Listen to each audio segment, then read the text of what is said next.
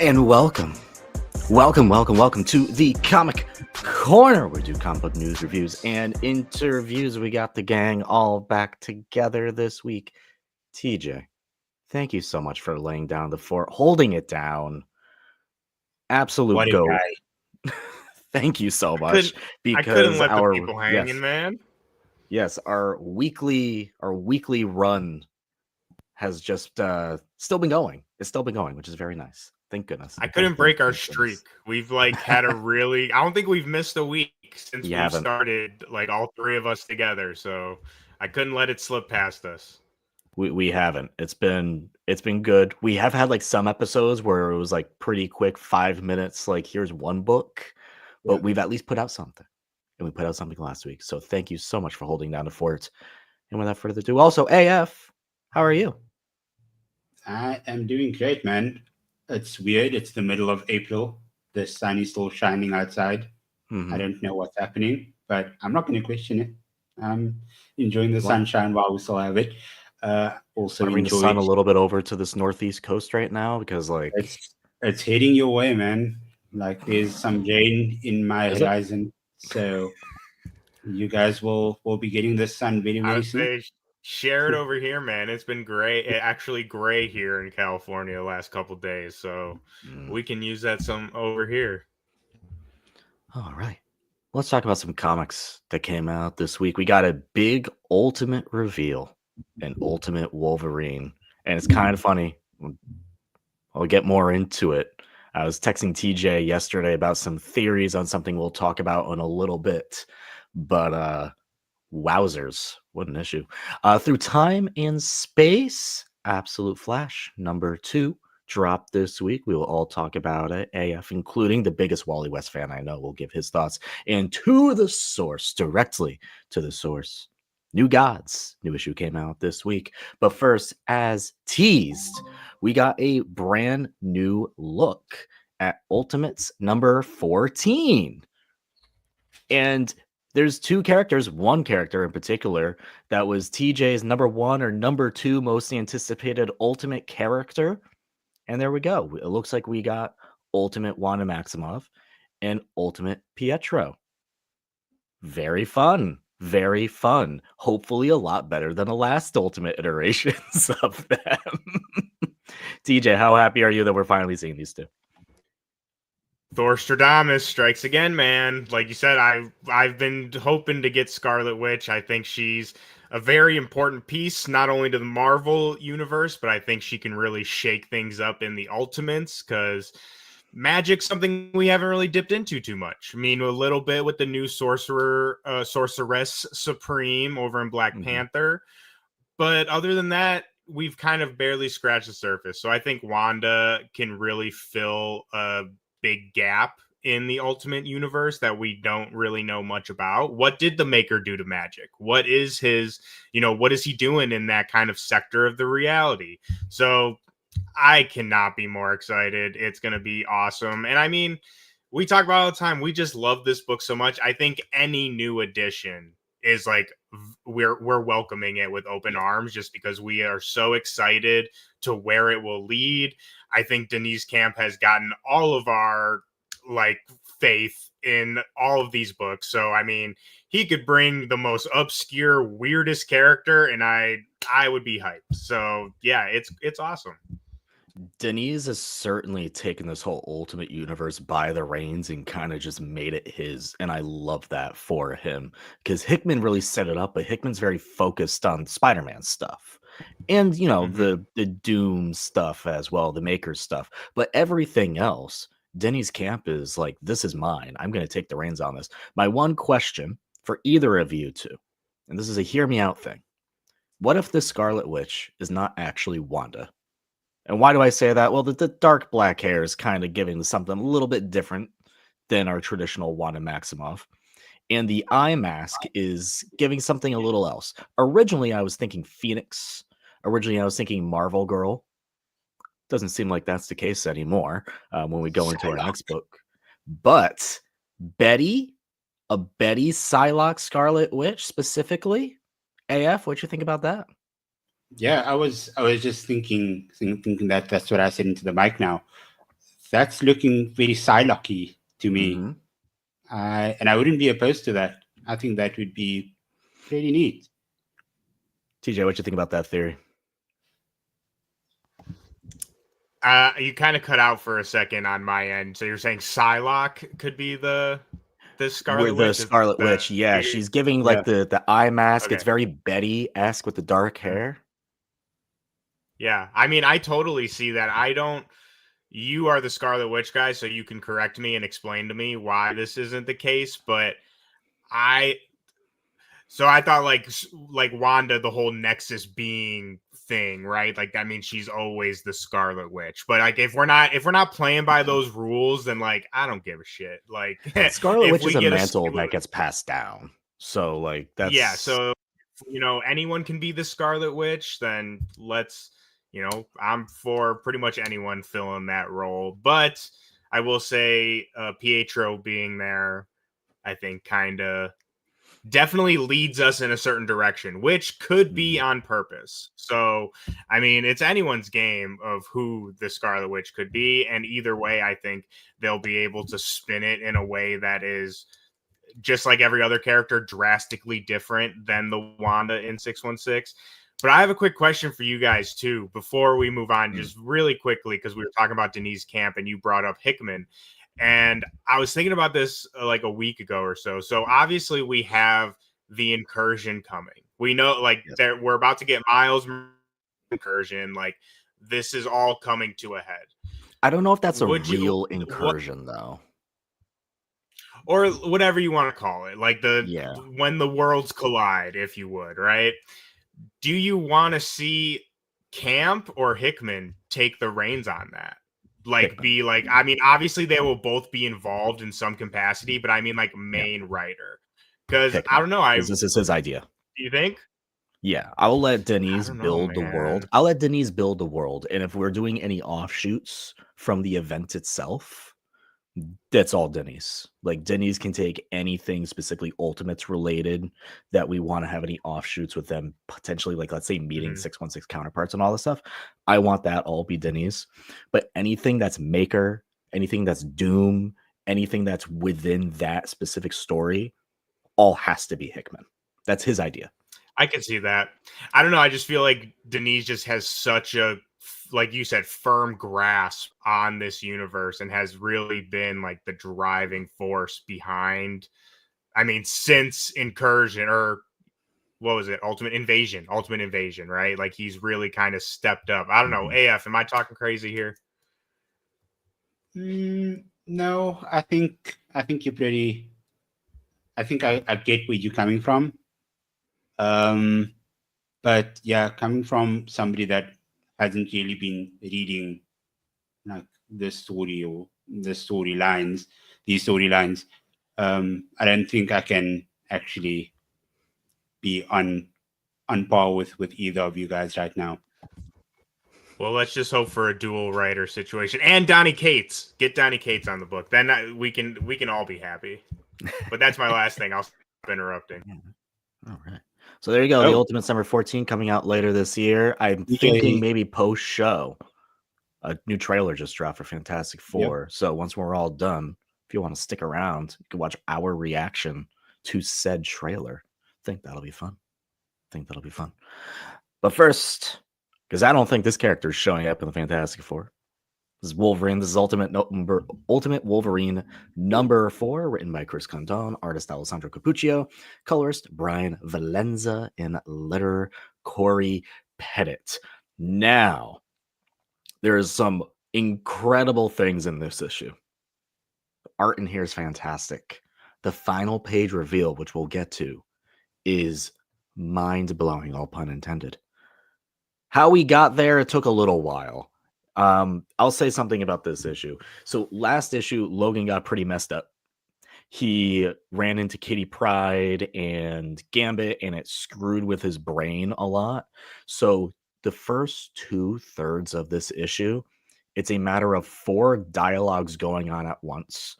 3 of the 4, I believe, are either guards or doctors in this European, this Eurasian facility, because it's technically not Russia. that are trying to get him under control. And then the other one is him talking to himself. But it just goes by panel by panel by panel by panel. And the visuals you see is a bear fighting a wolf. Now, my interpretation of this is kind of like a really neat thing that we've gotten way back in the Echo series. That was, I can't remember how long ago it was, but the Echo comic series. Yes. You know, so inside you, there's from a thing. David Mack. And yes, from David Mack. And it, the idea also goes back to the New Mutants movie. I know TJ is going to love me for that, but it's the inside you, there are two wolves. And whichever wolf you feed is the one that wins. In the New Mutants movie, it's also perceived in certain cultures as inside you, instead there are two bears. But it goes back and forth, whether it's two wolves or two bears. And in this, there's one bear and one wolf. And they're both fighting each other, which is kind of like an interesting mental thing on where Logan is in his brain, where I believe Logan's the wolf. And the bear is that Russian figurehead that's trying to win and take control. So inside you, there are these two animals. It comes down to that beast, and they're fighting for 2/3 of this issue. And it's just really great visuals, but the dialogue is extraordinarily repetitive. It's like, it's very repetitive. So I'll ding it for that. Fast forward 2/3 of this issue, we finally get through that. And they finally get him under control. And how they're keeping him under control, AF. Are you ready for this? Spoiler alert, everyone. How do you think they're keeping Logan under control? They have 3 methods. They essentially have the Winter Soldier method, they have a physical method, and then they have another method. I have a feeling it's the third one because... Well, what, like, the thing is, what is the third one? There's 3 methods keeping him under control. What is the third method? You have like that Winter Soldier kind of like brainwashing one. You have the other one, which is like more of a physical containment on him. Then the other one is a psychic method, because they have Jean Grey in a facility down below. Oh, of course they do. With her brain ripped out of her head, attached to a giant cerebral. Not her brain. Not her brain. Okay. Did you not read the last page? Oh, freak! Post credit. Post credit. I didn't read. I didn't. Please tell me, because I didn't read. This is on me. I did not read the data page. Everyone shame me. Go ahead. That is Charles Xavier's brain. That is Charles. They captured Xavier and Magneto, and they've been testing on both of them, and they found a way to use Charles's brain to, some science jargon of amplify the synapses to control the Phoenix, so that way they can keep the Phoenix dormant. And they say in that page too that she has been strung up in her little like thing for so long that all of her muscles have atrophied. And like, even if she were to escape, she wouldn't even be able to go anywhere, because she can't, like, her legs and arm, like, she can't do anything. It would essentially have to psychic her way out of there and psychic that, and they literally they inject her with like the minimal requirements of food. Like, so they're basically constantly just keeping her at a stasis of just about to die, and then also connected to Xavier's severed brain, attached to a giant cerebro. Wild. Oh my gosh, what an ending! Incredible. Thank you for that data page, because you shame me. I did not read the data page. I honestly forgot about it because I was too busy being like, whoa, on the last page. I forgot to turn the page. That's on. Yeah, it's easy to just like be like, holy crap. And you got to sit with that for a second. Yeah, but I give this issue like a 4 out of 5, just because the first 2/3 of this issue are a little bit of a slog. You can start to skip pages after a certain point. You look at the pretty pictures and you're like, wow, this is incredible visuals. TJ, did you feel the same way about that? I was going to say, I was going to come in with the hot take today and be like, I honestly wasn't crazy about this issue. The last 5 pages, yes. Like, yes. Okay. To me, the issue could have just been the last 5 pages. And I'm not saying like I didn't enjoy the wolf bear stuff. It was cool. But again, just kind of went on a little too long for me. I think I like it better with your callback to the Echo stuff, because like you said in that book, Wolverine is depicted as a wolf, so I think that's a really interesting callback. I like. And I also will say, like, just off this cover, I mean, your read about like a bear being a Eurasian Republic, that bear kind of looks like Colossus. So I think you're kind of on the money there with that analysis. But yeah, like I said, it's not a bad issue. The last 5 pages make up for the first, like, even if you hated the first half, which I did not, those last 5 pages are enough to make it, like you said, definitely a 4 out of 5 for sure. Yeah. But I mean, I liked it. Go back I and do read agree. that data page. Yes. No, I liked it. I do think I'd say that really, it could have been. It felt stretched out. I think was my biggest criticism. Yeah. Like that first part definitely needed. It was very cool. I think it just went on for like 5-6 pages too long. Type of thing. Yeah, we could have done that in like maybe 2-3 pages. And I mean, who the hell am I, right? I don't do comics, right? So don't take my advice, but just my opinion. I also want to bring up too, because you didn't read the data page.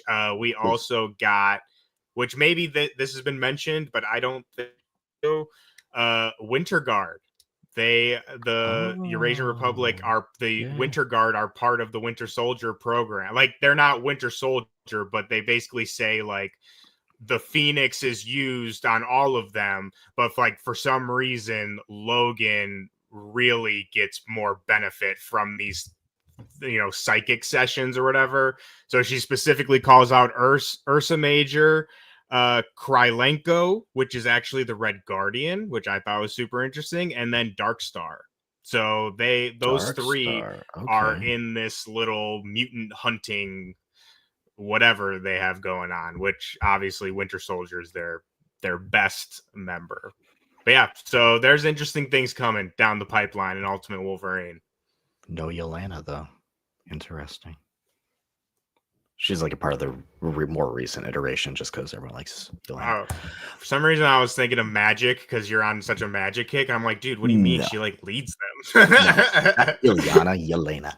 All right. Absolute Flash number 2. This was an issue that TJ wasn't so high on issue 1. But AF, Wally West is your guy. This is written by Jeff Lemire, artist Nick Robles, colorist Adriano Lucas, and letterer Tom Napolitano.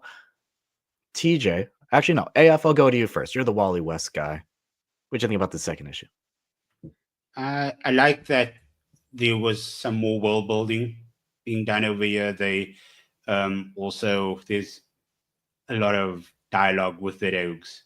I like that we got to know them a bit more. There was also a line about Mikrori in, I think it was Fort Knox, that they said that they opened, like, we're going to send you to Fort Knox and we're going to open you up the same Fort way. Fox. Or Fort Fox. Sorry.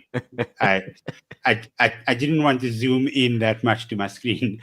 And yeah, like open you up like Mikrori and the Raymond Kid. And the Raymond Kid, that's probably Ronnie Raymond, Firestorm. I think they probably referring to him. So there's world building. They're mentioning some other heroes. There is the storyline that they kind of like now also broadening the horizon on that one as well. We're getting a lot of Barry Allen memories as well, or sort of. I wouldn't. It's not memories. It's like inclusion of like what Barry meant to him and more things about his dad. So that's all things that I wanted after that first issue. Just like build this world out properly.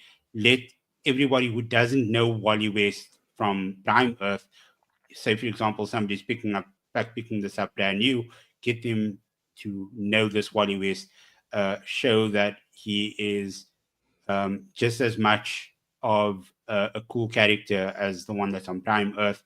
And I feel like there's so much more depth to this Wally West than the Prime Wally West. But yeah, TJ, I'm keen like to see if this might have switched you up a bit on it since the first one. I'm happy to report, fellas, it did. Okay. Like I said before, I did not like the first issue. I did. It just didn't really give me that, again, for lack of a better term, like kind of punch. But this issue, it picked that up really well for me. And like I said, I'm not going to say it was slow, but it transitioned itself very well into kind of getting into these bigger things, and I'm seeing the vision more. And yeah, this issue sold me, I would say, more than issue 1 for sure. And also the colors, and I mean the line work from Nick Robles, like he's showing the emotion of Wally every single page. There's different line work, there's different colors from Adriana Lucas. It's just it comes together so well, man, every single page. It is a very orange color palette from Adriana Yeah. Lucas, but Adriano knows when to saturate it when needed. There's a gorgeous splash page, I think, fairly early on Yeah. in here that is just so well done. What I like about this Wally, and I think a lot of people can relate to it, this Wally is a little ball of anxiety. And now his brain is essentially his brain and his body, physically and mentally, are just like going all over space and time. Yeah. All over the place. He's going back in time to the moment when he got these powers, and he's essentially seeing Wally or Barry trying to save him, and he's just almost looks like living energy, almost like Electro from the Amazing Spider-Man 2, kind of like energy human, which I thought was very interesting. But going so far in the forward to see, is this the prime Earth future? Is this the Yeah. absolute Earth future? We got a little tease of that going forward. Very interesting. We go back in time, like you mentioned, we see some moments with him and his dad as a little kid, and his mom's still alive. So some really neat moments in here. I'm interested. The robes are very cool. They made Captain Boomerang kind of like a drone guy, which I was like, all right. But it was cool. I like the fact that they included the trickster into this as well. Like, we know he's the rogue of the Flash, but he's not really a, a or a B tier rogue. He'll just like pop up whenever. But yeah, the fact that they made trickster, Golden Glider, Captain Cold, and Captain Boomerang the sort of main rogues gallery for Wally in this timeline, it's amazing. I like it. Very good. Very fun. Very fun. TJ sticking in DC to the source. The new gods. First of all, let's catch people up on the last 5 or last 4 issues for those who haven't been keeping up. And what happens in this one? This is written by Ram V, artist Andrew McLean, colorist Francesco Segala, and letterer Tom Napolitano. Yes, new gods, baby. We're going mythology and we're going down deep. And basically, anyone who's following the absolute all-in stuff, Darkseid is gone. That obviously leaves a major void within the whole new gods and apocalypse. And we start seeing this is all starting to come to a head. And the leader of the new gods has tasked Orion, which is dude who has like crazy helmet, red shirt. He is tasked with going to kill this kid. And basically, this kid is said to be like an embodiment of the source itself, something like beyond the power of the new gods, beyond the power of Darkseid. And so Orion tells his brother, who is also Mr. Miracle, that he has to save this kid from him killing him, because he's like, I have to follow orders, so you got to stop me from doing this, basically. And so all of this leads us to where we are in issue 5. Orion has found scot-free Mr. Miracle and the new Source Kid, and it does not go well for anyone, really. The Source Kid blows Orion like out of the freaking atmosphere, and he's literally Right now? up like a baby. Like not even like can't even talk. Yeah, like a baby.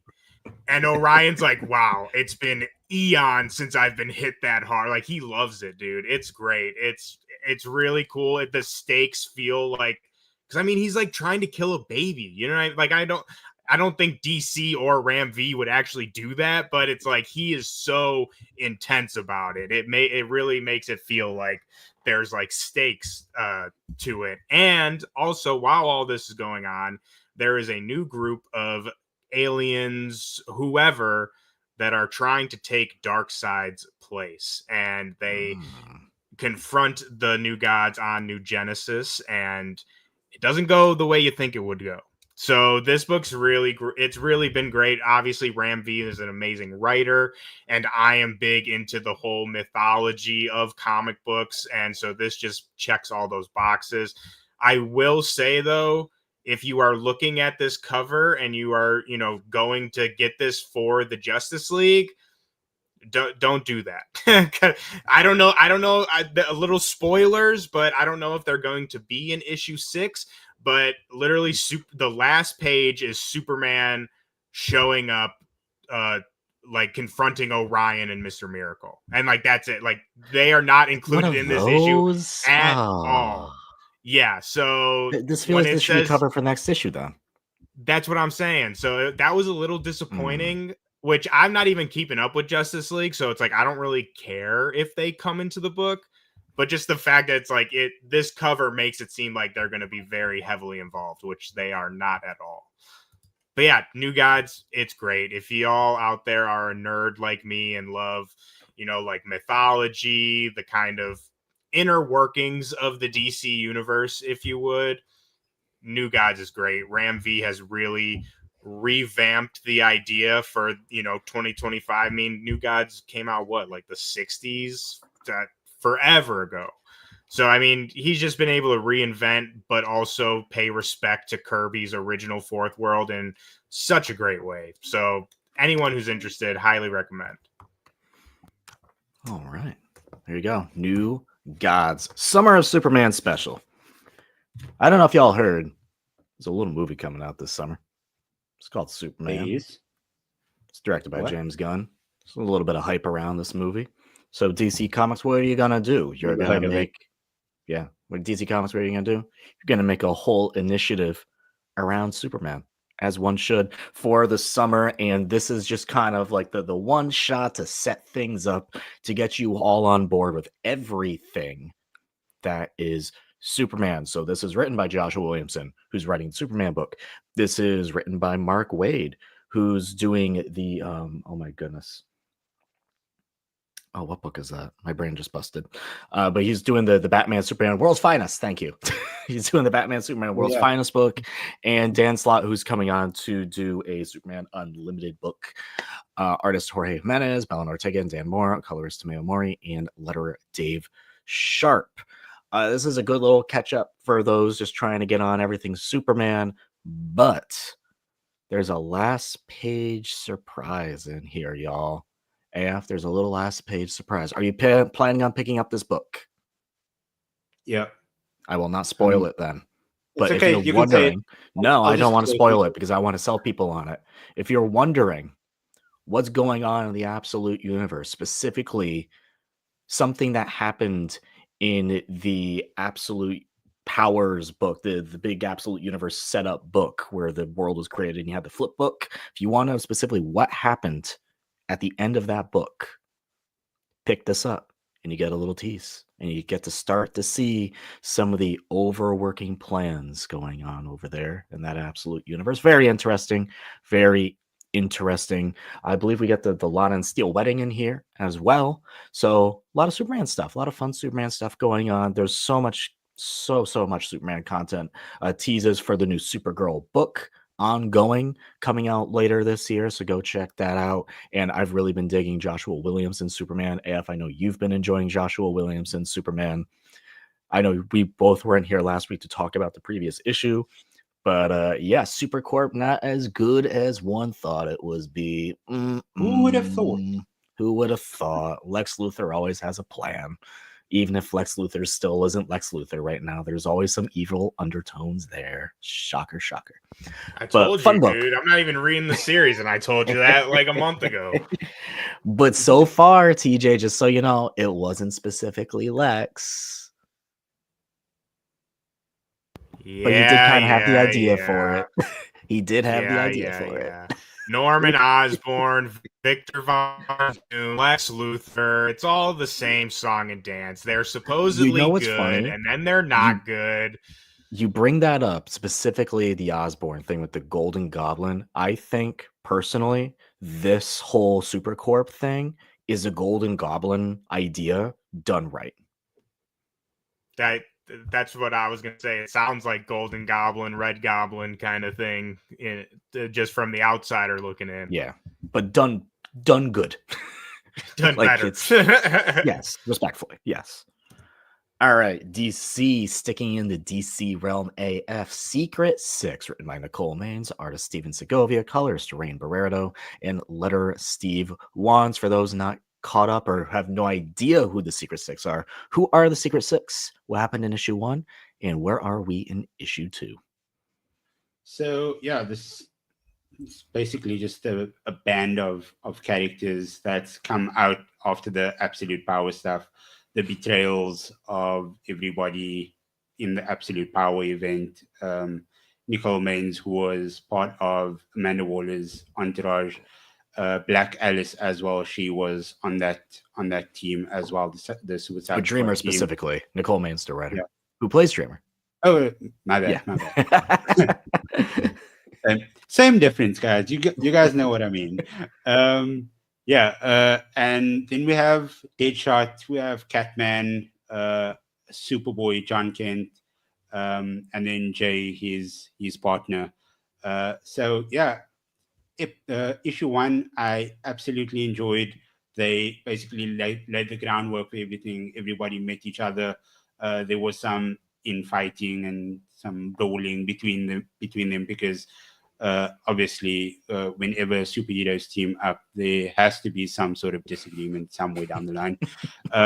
What I didn't enjoy about the second issue is that they kept that going. That became a central plot to the book, the infighting, the arguing between everybody, and we had a bit of that in the first issue, and I feel like that was a bit distracting in the second issue. We did, however, get an answer of where Amanda Waller went in that first issue, because she just disappeared from a prison cell. So Dreamer ended up having a dream, and she saw that Amanda was taken by some checkmate personnel, which, I mean, she ran checkmate, so there's probably people that just want to back up in the hierarchy to just run operations again. So we only see about like 1 or 2 pages of Amanda Waller, and we get that sort of blank filled in. But yeah, other than that, it was, if I can rate this one out of 10, I'm probably going to go for a 6.8. Okay. Because yeah, I feel like the infighting was just a bit overdone in this book. But Steve Wands, I spoke about it in the last episode as well. His lettering is amazing because there's, like I mentioned, a lot of infighting, but he's different types of lettering for each character, and each type of emotion that everybody feels was done amazingly well.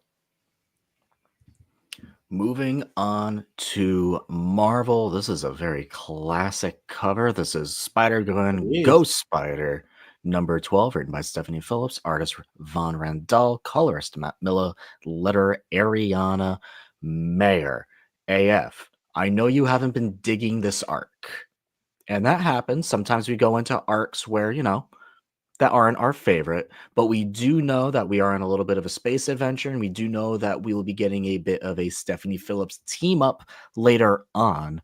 Has issue 12 brought you back in? Are you back in? This was fun. This was a fun little space adventure. King Loki's basically trying to get Spider-Gwen to learn how to use this cosmic cube that's inside her, this power source that's inside her.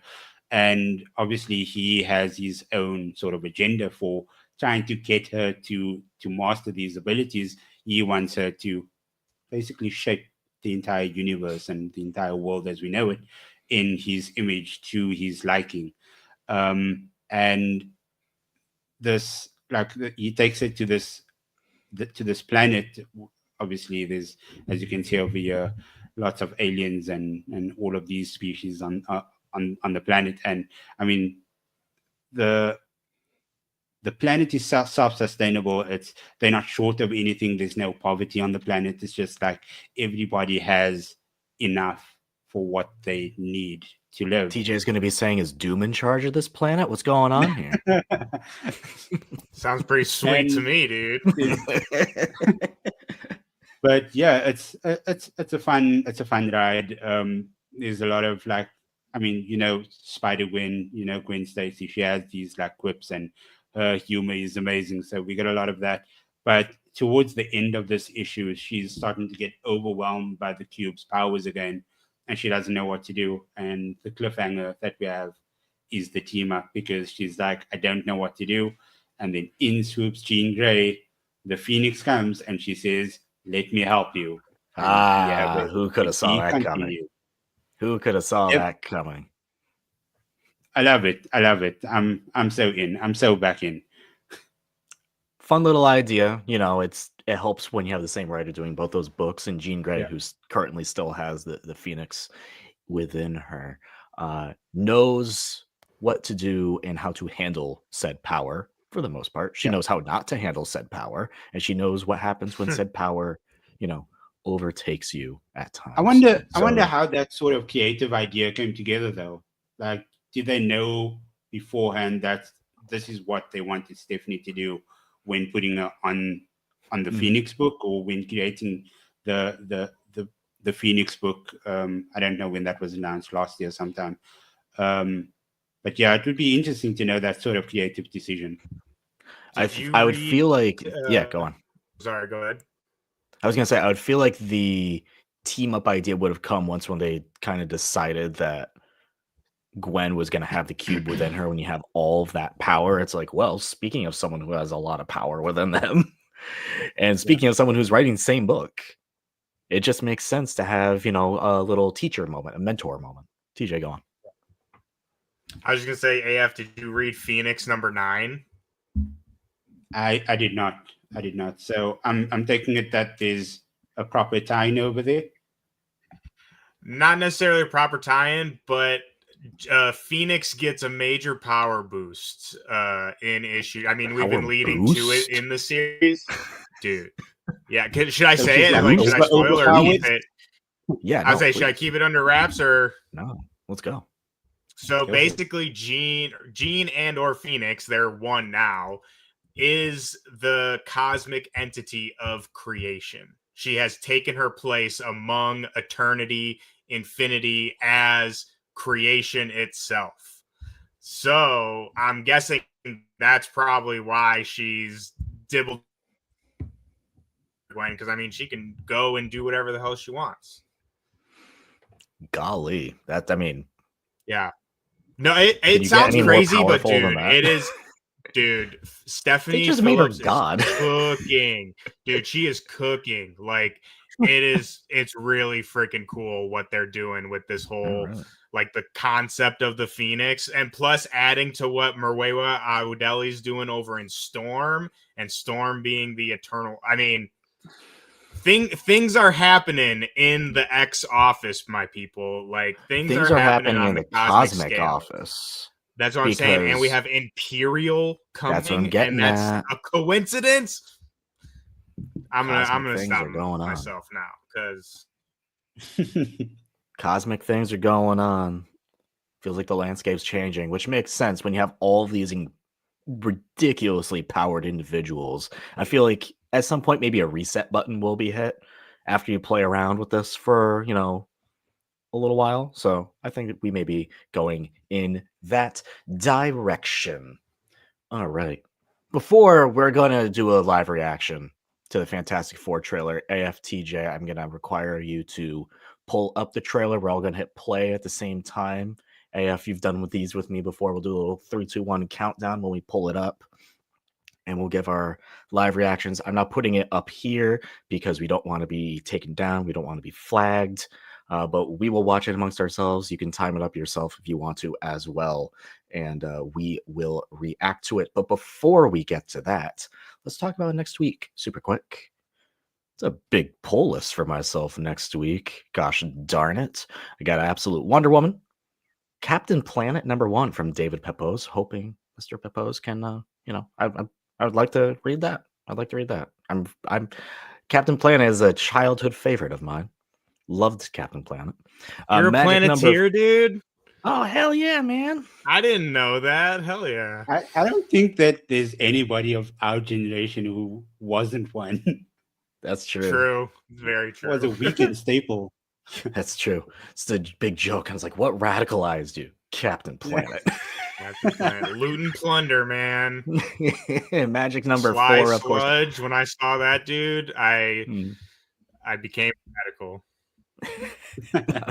Minor Arcana number 6 returns from Boom Studios for Jeff Lemire. Can't wait for that. TJ's new King God Doom returns next week. One World Under Doom. He's all for that. Superman number 25, Ultimate Black Panther 15, and to get double magic from me next week because it's also X-Men number 15. Before we get into the trailer reaction, AF, TJ, what do you got next week? Because my pull list is crazy. So yeah, next week, because Challenges of the Unknown came out this week, I'll probably be speaking about it next week.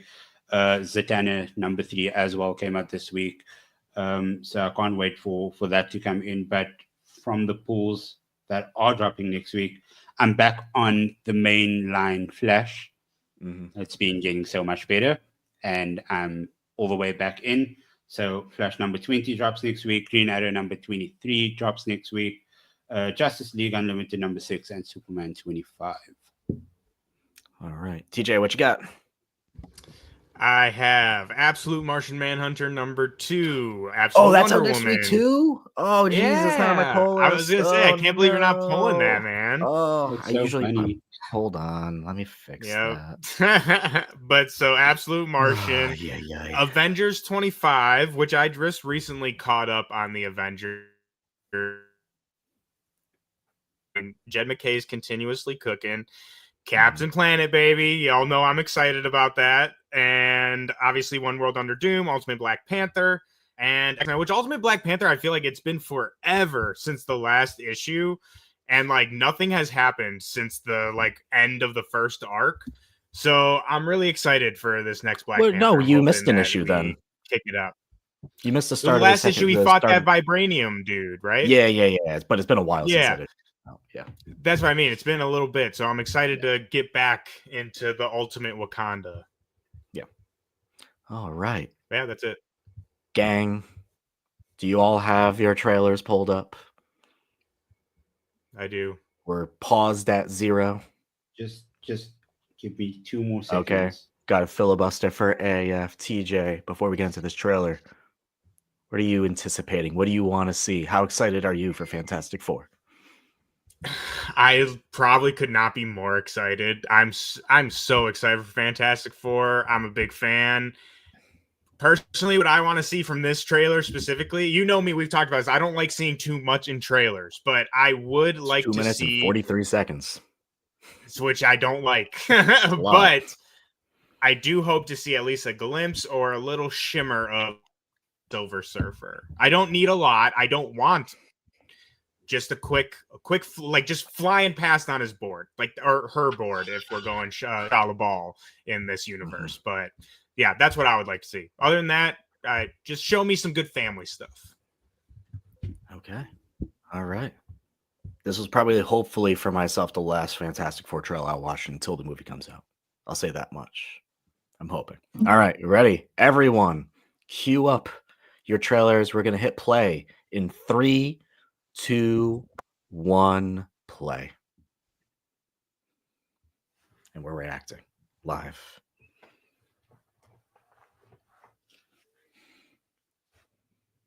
I do love the score for this.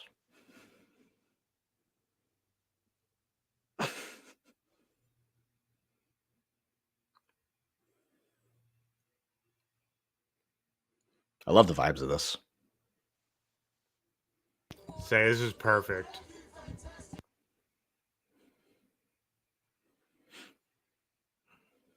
So I love for this movie. Oh, they all look so good.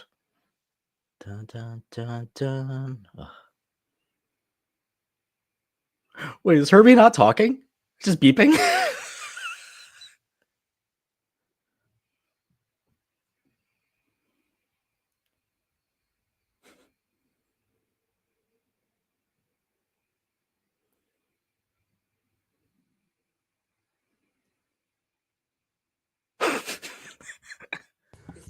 Dude, I think he's great as Johnny. I think he's great.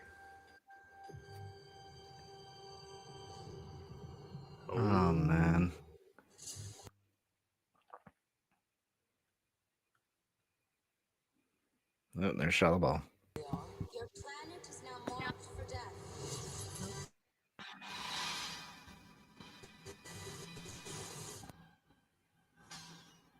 It's my fault.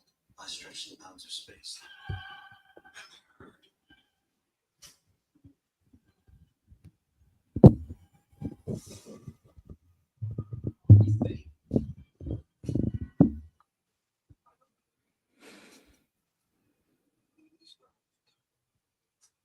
Oh, because time's running out, TJ?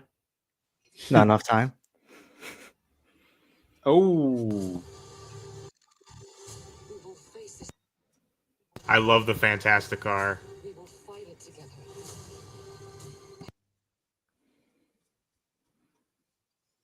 Oh, the Thing toy.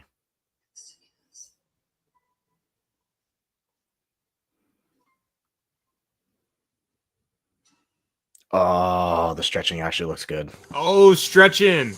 Let's Stretching go. looks good. Yes.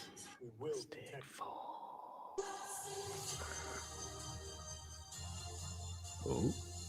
Ooh. Ooh. Ooh. he needs to be bigger. He can still be bigger. He I can was just shrink. about to say that, AF. I was just about to say that. He can shrink. And I'll say this much. So first of all, that's a fantastic No, yeah, trailer. he should definitely be bigger. That's a fantastic trailer. Silver Surfer looks great. Silver Surfer looks great. The visuals look great. I'm very The first excited scene, for I this was like, movie. I don't know, but once we started getting into action, I was like, okay, yeah, that's it. Yeah, That was great. That was the great. stretching looked good. It's one clip, but so far so good. Joe Quinn, I'm all on him, guys. People hated it. People hated his casting. He's gonna be amazing. I never understood. Yeah, he's great. Definitely gave Johnny Storm vibes. I'm all here for that. I think it's kind of funny. I love the Thing too. Thing looked great. And also the parallel of him going out into space to connect with the Silver Surfer to the previous, I think it was Fantastic Four 2, where basically the same thing happened. And he fell down after that. Cool little callback.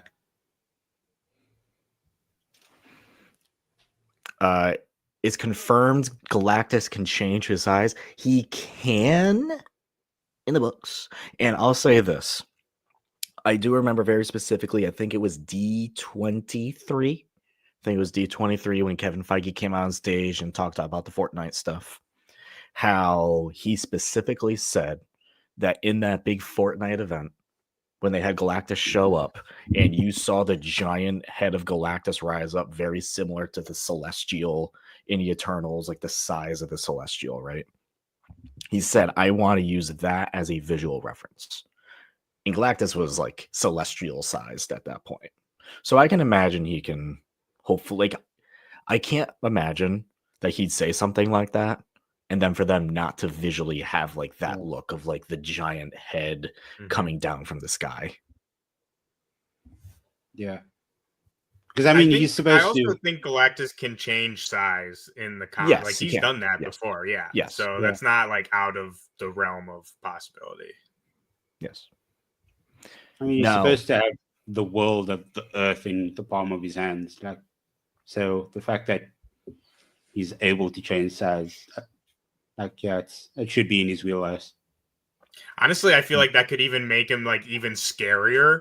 Because it's like, oh crap, there's this like moon-sized dude, but like it's all the way over there. And then it's like, oh no, he is on the street outside of my house. Like that's terrifying.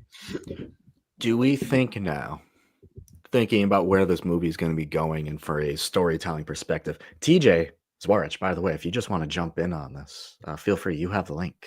Come on in. More people the merrier to talk about this movie. Story-wise, I feel like the story they're going to be setting up here is this is the team in their prime. They've done nothing wrong. They've won all their battles. And by the end of this, they're going to lose. I think the end of this, they're going to lose. And we kept thinking it was going to be an incursion that would bring them over. I don't think it's going to be an incursion. I think they're going to use some quantum tunnel to get out of there because it's going to be too late. They're out of time and they have to escape. And that's how they get over to our timeline. Or maybe go to the X-Men timeline or something, right? I think one or the other, they're going to find a timeline they're going to have to go into through the quantum realm and pop out of there. Thoughts on that? Yeah, My biggest question on that would be how much knowledge does Reed currently have of the multiverse and other universes? Because if he's aware of this stuff, I mean, he's the smartest man on Earth. So that would lead me to believe like he already has some inkling of the incursions of, the greater workings of what's going on with the multiverse. But what if he doesn't know anything about it? You know what I mean? And this is what like opens them up to the multiverse, right? So I feel like it could go so many different ways. Like it's really Feige's guess where it could go. I'm starting to try to piece together some things in my head where I joke about this quite frequently about the multiverse MacGuffins, all of them that the MCU has set up so far, where we have incursions, we have canon events, we have absolute points, we have, oh goodness, what's the other one? The Wolverine, the anchor beings. We have like 4, 5, 6, whatever. I call them a multiverse MacGuffin. And then Loki on top of that, right? Like everything Loki related. What if it's not just one of those things that kind of like breaks everything? It's just everything. Because there's so many of them, it just crumbles upon its own system. So in this, maybe them coming over into our universe maybe starts an incursion after that. It's not how they get here, but it could create one. And then one of them is an anchor being from their universe and it dies. This and that, right? I think there's a lot of things here at play that can cause the collapse. But I do think my big prediction by the end of this is that they lose. Yeah, so I'm just gonna like go a step outside of that a bit. And who is the big bad of this movie? Galactus. Time. Galactus. What does Galactus do? He eats worlds. What if that is the main outcome of this movie and he just destroys this entire world and they have to find a way to find safe haven for all of these Earth inhabitants, and that's they look for a way to another Earth to try and get all of these people away. See, I don't even think they're going to be able to save everyone or anyone. I think they're just going to have to save themselves. Absolutely no chance. Especially like with the fact that they did. Yeah, go on. The raft. I was going to say, could it be like kind of a life raft situation from the Jonathan Hickman Secret Wars, where we had what was it? Jane Foster, Captain Marvel, Reed, all survived the incursion and got to Battle World. Could be a play on that, because I think with both of what you guys are saying, whether Galactus eats the world or not, I feel like the Fantastic Four have to lose. Like that, I don't know. To me, there's no reality in which they win this, because they are then going to have to come into the Secret Wars or Doomsday, whatever the hell they're calling these movies now.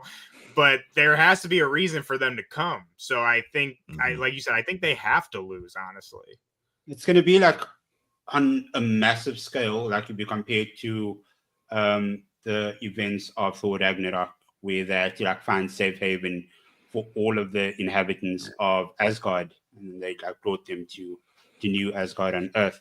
But this is just going to be on a so much bigger scale. Yeah, honestly, I don't they even could know if be they're going to be able to save us. anyone. Yeah, I was going off this like everyone dies kind of thought process. Honestly, they could be like subtly leading us to that, because I'm sure you have noticed just as well as I have, they are very much focusing on like the public's relationship with the Fantastic Four, like how they all see them as these celebrities and they're here and heroes, which they always have, and they should.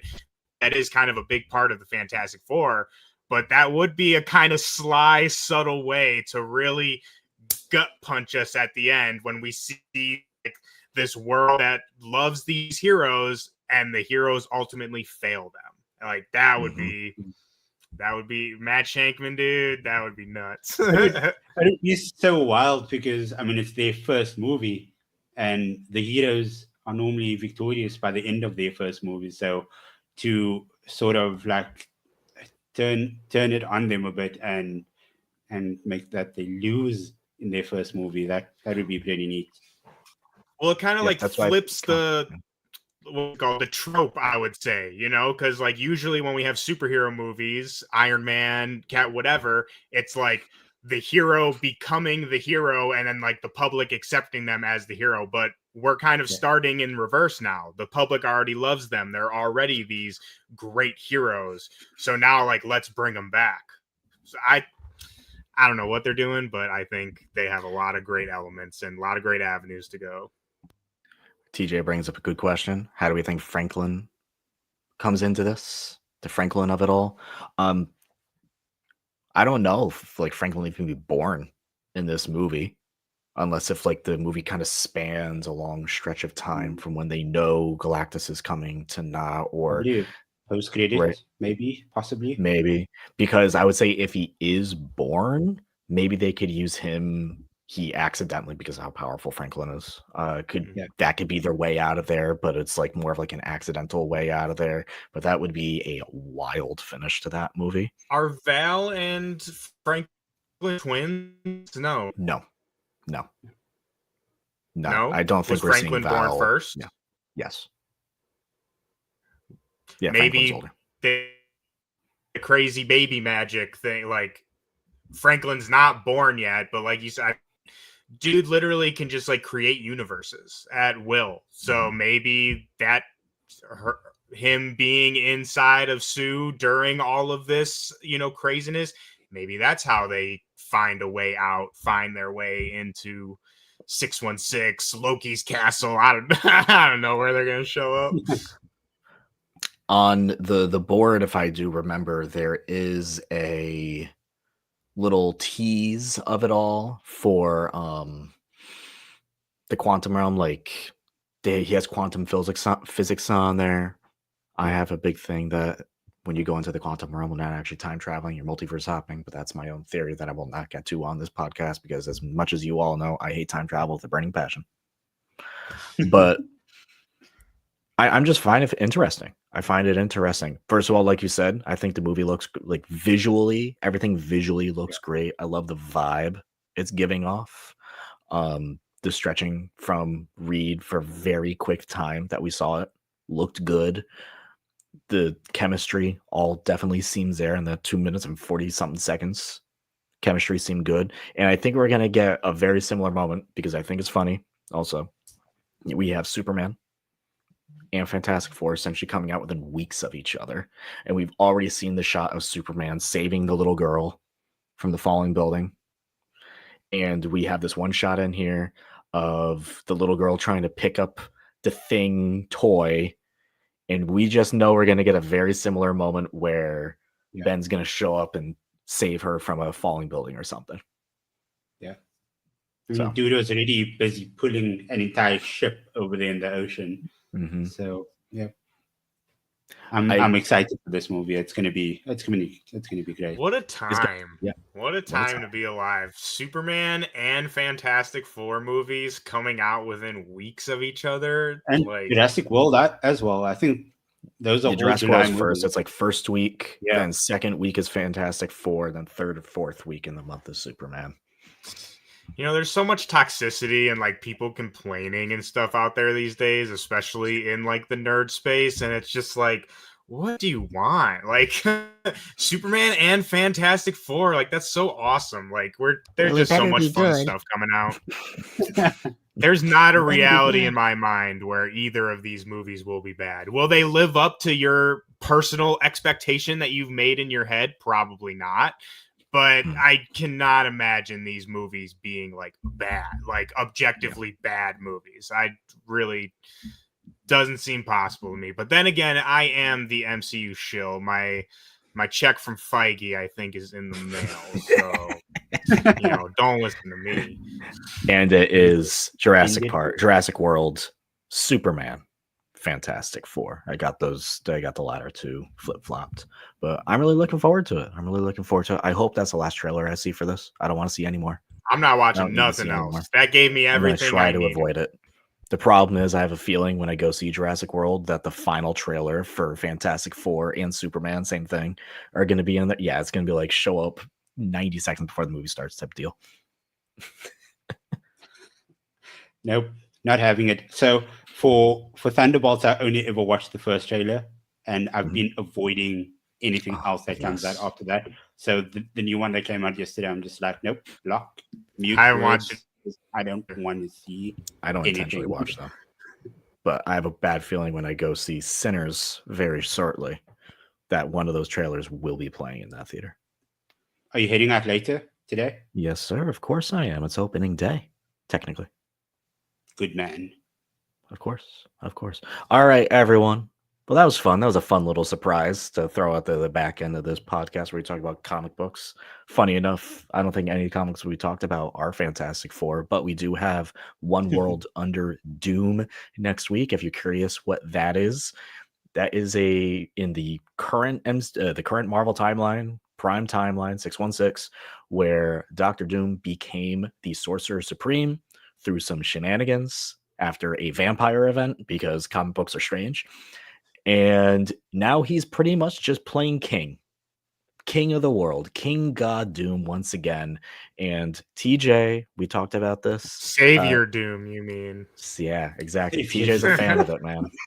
Honestly, though, if anyone is thinking that, and like we talked about, all jokes aside, read Thunderbolt's Doomstrike. You will see very quickly why Doom is not doing good things under all the good things he is doing. Okay, so there are some bad things he's doing.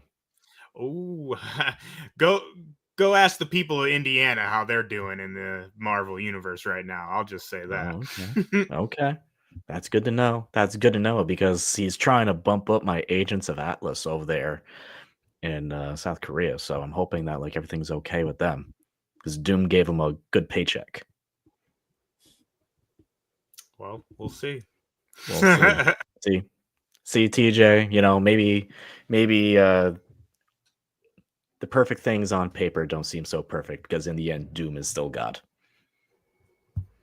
Yeah, well, like I said before, we already got one of those, and I still don't have health care, or my student loans are not paid. So, it still seems kind of better in where I'm sitting at the table. But and on that note, everyone, make sure you go find your local comic shops at comicshoplocator.com. Go find your local comic shop near you, because we are just a couple weeks away, gentlemen, from Free Comic Book Day. And I love Free Comic Book Day. It's a good way to get into a comic shop. Go find your local comic shop, interact with the community at the local comic shop, and get some books. Some of them are free, but you may be getting a free comic book here and there. Go buy them too. Like, go buy some books off the shelf as well. Go help out your local comic shop. That'll be coming up first Saturday in May. We'll be counting down the days, the weeks coming up to that. I think next week we'll showcase all the free comic books coming out on Free Comic Book Day. There's several in particular that you should absolutely keep an eye on. But on that note, make sure you check out all our shows here on the Agents of Fandom channel. We have all our reactions, our live shows, our weekly shows, us included, every Thursday at 10 a.m., 10:30 a.m. I don't know anymore. I was confused this morning. I almost just ran out of time, but that's totally fine. And as well, next week, Andor's back. That's very exciting. We'll have live reactions to Andor. The best Star Wars show out there. Ooh. Fight me. Not so much a hot take. All right, everyone. That'll do it for this issue of the Comic Corner. As always, go to your local comic shops, go support them, and until next time.